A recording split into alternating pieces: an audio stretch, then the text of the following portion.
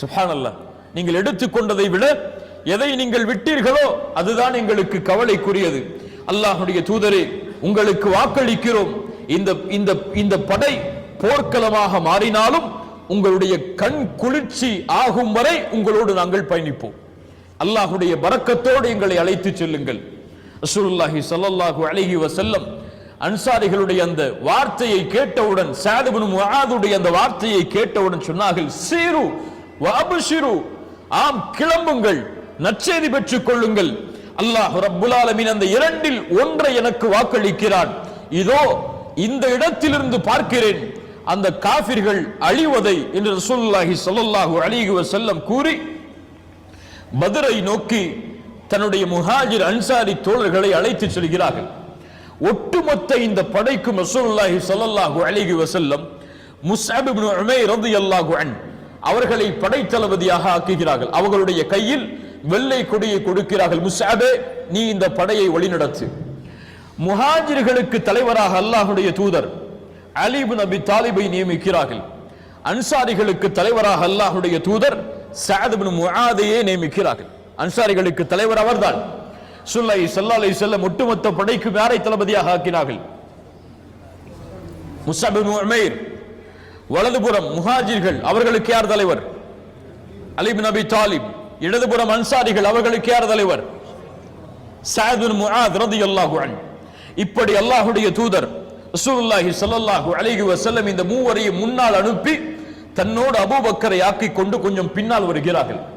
வந்து கவனிக்கிறார்கள், இங்கே யாராவது வந்து செல்கிறார்களா, இங்கே வந்து விட்டார்களா அந்த குறைஷிகள் என்று கண்காணிக்கிறார்கள். அப்போது வயதான ஒருவர் கண்ணுக்கு தெரிகிறார். ரசூலுல்லாஹி ஸல்லல்லாஹு அலைஹி வஸல்லம் அவருக்கு அருகில் செல்கிறார்கள்.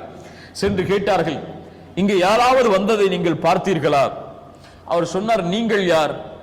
அப்போது அந்த ரசூலுல்லாஹி ஸல்லல்லாஹு அலைஹி வஸல்லம் சொன்னார்கள், நான் யார் என்பது இருக்கட்டும், யாராவது வந்தார்கள் அதை சொல் முதலில். அந்த வயதானவர் சொன்னார், முடியாது, நீங்கள் யார் என்பதை சொல்லுங்கள், நான் செய்தியை சொல்கிறேன்.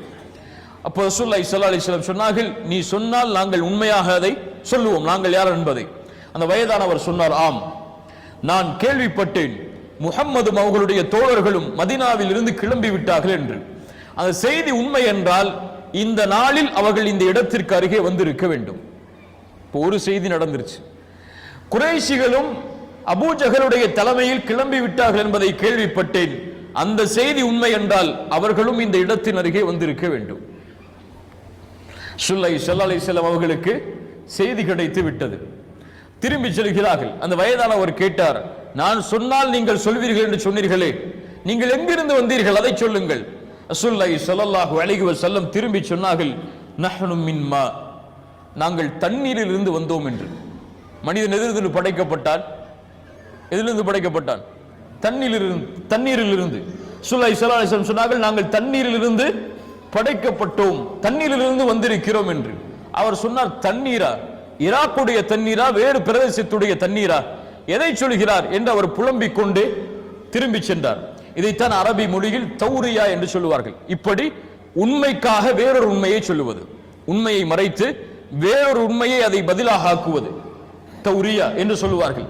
இது உண்மைதான். ஆனால் ரசூலுல்லாஹி ஸல்லல்லாஹு அலைஹி வஸல்லம் போருடைய தந்திரத்திற்காக தன்னுடைய இந்த உண்மையை மறைத்து உண்மையான உண்மையை வெளிக்கொண்டு வருகிறார்கள். ரசூலுல்லாஹி ஸல்லல்லாஹு அலைஹி வஸல்லம் இந்த செய்தியை அறிந்தவுடன் சில சஹாபாக்களை அனுப்புகிறார்கள். அனுப்பி யாராவது இங்கே வந்திருக்கிறார்கள் என்பதை பார்த்து வர அழைத்து சொல்கிறார்கள். அலி இப்னு அபி தாலிப், ஜுபைர் இப்னு அவ்வாம், ஸஅத் இப்னு அபி வக்காஸ் இவர்களுடைய தலைமையில் ஒரு சிறிய படையை அனுப்பி யாராவது வந்து கொண்டிருக்கிறார்களா, அவர்களுடைய எண்ணிக்கை என்ன என்பதை எல்லாம் அறிந்து வர அனுப்புகிறார்கள். இந்த மூவரும் செல்கிறார்கள். ஒரு தடாகத்தின் அருகே இரண்டு குறைஷிகள் தண்ணீர் எடுத்துக் கொண்டிருக்கிறார்கள். அவர்களை அடிக்கிறார்கள். நீ அபூ சுஃபியானுடைய படைதானே, அபூ சுஃபியானுடைய வியாபார குழுவில் உள்ளவர் தானே? அவர்கள் சொன்னார்கள், இல்லை, நாங்கள் அபூ சுஃபியானுடைய வியாபார குழுவில் இல்லை என்று. மேலும் அடித்தார்கள். அவர்கள் பயத்தில் சொன்னார்கள், ஆம், நாங்கள் அபூ சுஃபியானுடைய வியாபார குழுவில் உள்ளவர்கள் தான். ரசூலுல்லாஹி ஸல்லல்லாஹு அலைஹி வஸல்லம் இடத்தில் அந்த இருவரையும் அழைத்து வந்தார்கள். ரசூலுல்லாஹ் தொழுது கொண்டிருந்தார்கள். தொழுது முடித்தவுடன் ரசூலுல்லாஹி ஸல்லல்லாஹு அலைஹி வஸல்லம் அந்த சஹாபாக்களை பார்த்து சொன்னார்கள், அலி இப்னு அபி தாலிப், ஜுபைர் இப்னு அவ்வாம் போன்ற நபி தோழர்களின், நீங்கள் அவர் உண்மையைத்தான் முதலில் சொன்னார், ஆனால் அவர்கள் உண்மையைத்தான் முதலில் சொன்னார், அபூ சுஃபியானுடைய படையில் இருந்து நாங்கள் வந்தவர்கள் இல்லை என்று. ஆனால் நீங்கள் மேலும் அடித்தீர்கள், அவர்கள் போய்விட்டார்கள். அந்த இருவரையும் அழைத்தார்கள். நீங்கள் எங்கிருந்து வந்திருக்கிறீர்கள்? அவர்கள் சொன்னார்கள், நாங்கள் குறைஷிகளிடமிருந்து வந்திருக்கிறோம், அபூஜகளுடைய படையில் இருந்து வந்திருக்கிறோம். எத்துணை பேர் உங்களுடைய படையில்? தெரியாது. எத்துணை மக்கள்? தெரியாது. சரி, ஒரு நாளைக்கு எத்துணை ஒட்டகங்களை அறுக்கிறீர்கள்? 9 அல்லது 10. ரசூலுல்லாஹி ஸல்லல்லாஹு அலைஹி வஸல்லம் சொன்னார்கள், சுப்ஹானல்லாஹ், அப்படி என்றால் இவர்களுடைய எண்ணிக்கை 900 1000 என்று அறிந்து விட்டார்கள்.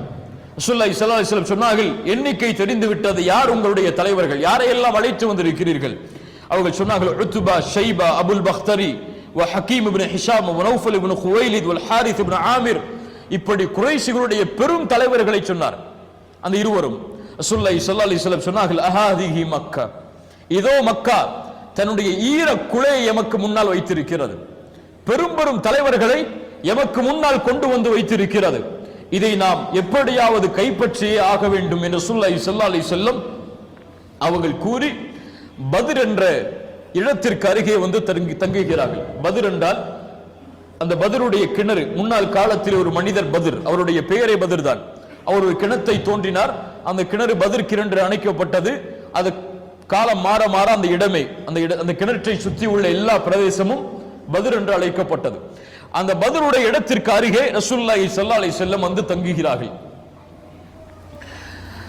ஹப்பாப் இப்னு முன்திர் ரலியல்லாஹு அன்ஹு அவர்கள் வருகிறார்கள், யா ரசூலல்லாஹ், இந்த இடத்தில் தங்குவது வஹியா அல்லது உங்களுடைய முடிவா? ரசூலுல்லாஹி ஸல்லல்லாஹு அலைஹி வஸல்லம் சொன்னார்கள், இது என்னுடைய முடிவுதான், போருடைய தந்திரம் தான். ஹப்பாப் இப்னு முன்திர் சொன்னார்கள், யா ரசூலல்லாஹ், இந்த பத்ருடைய இடத்தில் நிறைய கிணறுகள் இருக்கிறது, நிறைய தண்ணீர் வரக்கூடிய வசதிகள் இருக்கிறது, நாம் எல்லா தண்ணீருடைய வழியையும் அடைத்து விட்டால் தான் அவர்களுக்கு தண்ணீர் கிடைக்காது. அதனால் எல்லா கிணறுகளுக்கும் முதல் கிணறு இருக்கக்கூடிய இடத்தை நோக்கி நாம் செல்லுவோம், எல்லா தண்ணீருடைய வசதிகளையும் மூடுவோம், நாம் ஒரு குழி தோண்டி அதில் தண்ணீரை ஆக்கி விடுவோம். ரசூலுல்லாஹி ஸல்லல்லாஹு அலைஹி வஸல்லம் ஹப்பாப் இப்னு முன்திர் ரலியல்லாஹு அன்ஹு அவர்களுடைய ஆலோசனையை ஏற்று அங்கே தங்குகிறார்கள். அந்த இரவு பத்ருடைய போர்க்களத்துடைய அந்த முந்தைய நாளுடைய அந்த இரவு, அல்லாஹ் ரப்புல் ஆலமீன் முஸ்லிம் படை அந்த இடத்தை முகாமிடுகிறது, குறைஷி படையும் அந்த இடத்தை முகாமிடுகிறது. அல்லாஹ் ரப்புல் ஆலமீன் ஒரு மலையை இறக்குகிறான். அந்த இரவில் அல்லாஹ் ஒரு மலையை இறக்குகிறான். சஹாபாக்களுக்கு ஒரு தூக்கத்தை அல்லாஹ் கொடுக்கிறான். சூரத்துல் அன்ஃபால் 11வது வசனத்தில் அல்லாஹ் அந்த மலையை பற்றியும் அந்த தூக்கத்தை பற்றியும் அல்லாஹ் கூறுகிறான்.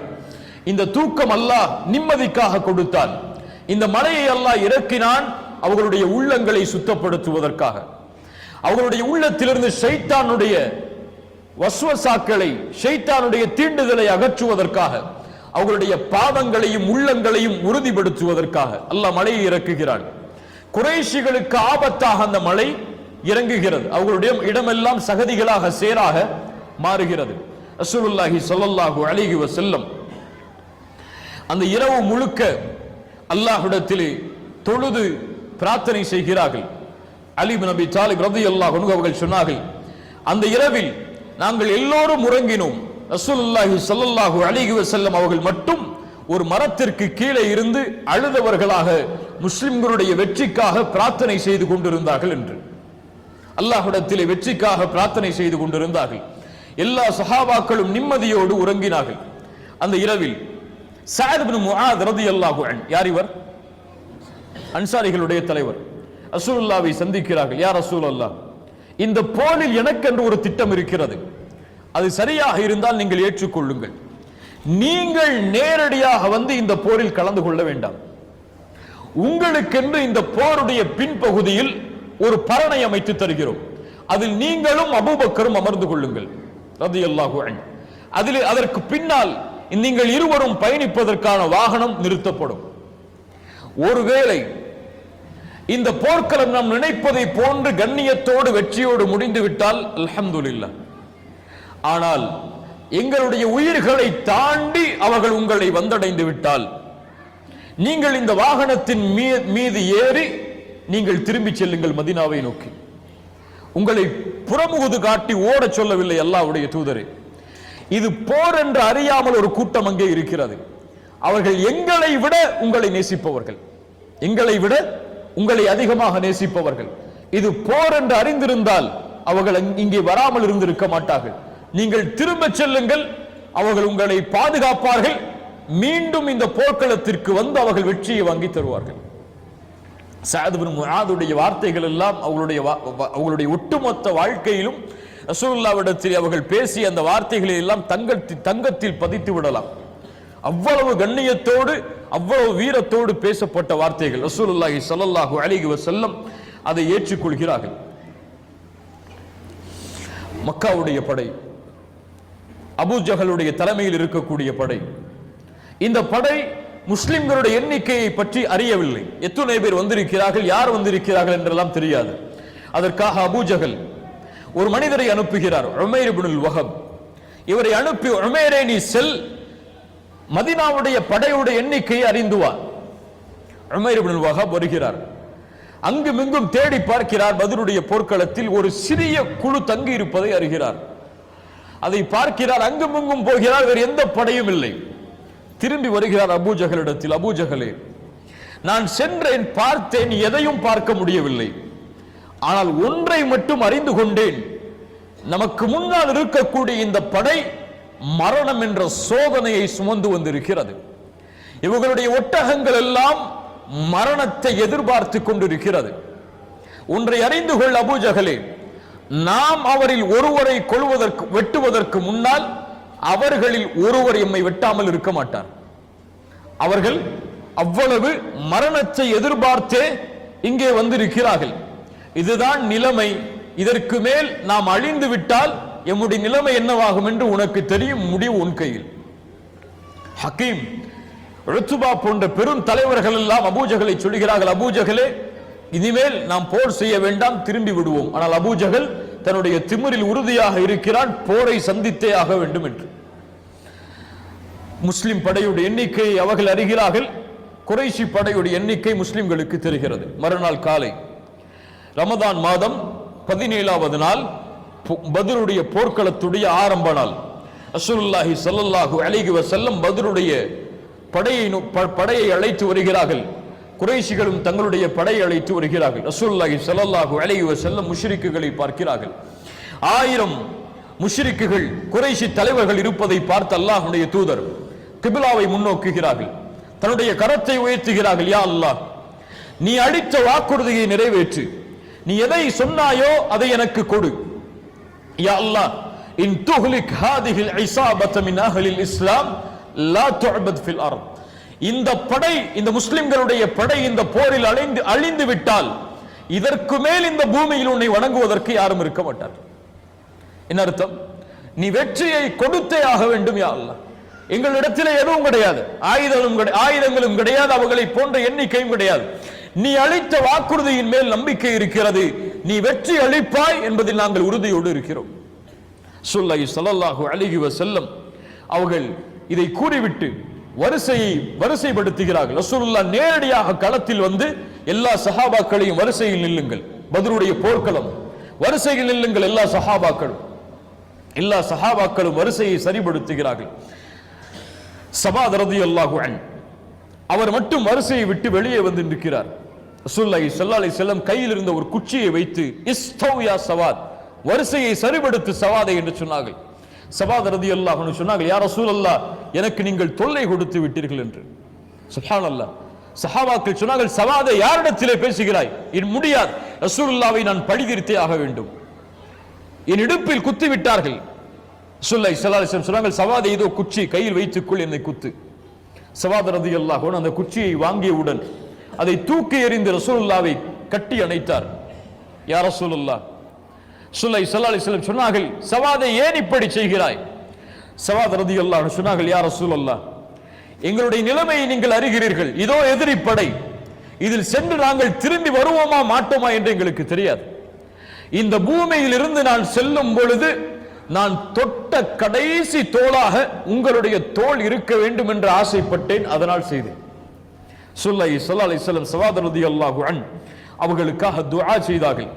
அந்த படைக்கு ஆர்வத்தை கொடுத்தார்கள். அல்லாஹ்வுடைய உதவியின் மீது நம்பிக்கை வையுங்கள், உறுதியோடு அம்பை எய்யுங்கள், எந்த நேரத்திலும் பின்வாங்கி விடாதீர்கள், அல்லாஹ் உங்களோடு இருக்கிறான், முன்னேறுங்கள். ரசூலுல்லாஹி ஸல்லல்லாஹு அலைஹி வஸல்லம் இதை கூறிவிட்டு அபூபக்கரை அழைத்துக் கொண்டு ஸஅத் அவர்கள் அமைத்த அந்த பரணின் மீது அமைந்து கொள்கிறார்கள். ஸஅத் இப்னு முஆதே காவலாளியாக நின்று கொள்கிறார். எல்லா சஹாபாக்களும் முன்னே முஸ்அப் இப்னு உமைருடைய தலைமையில், அலி இப்னு அபி தாலிப் அவர்களுடைய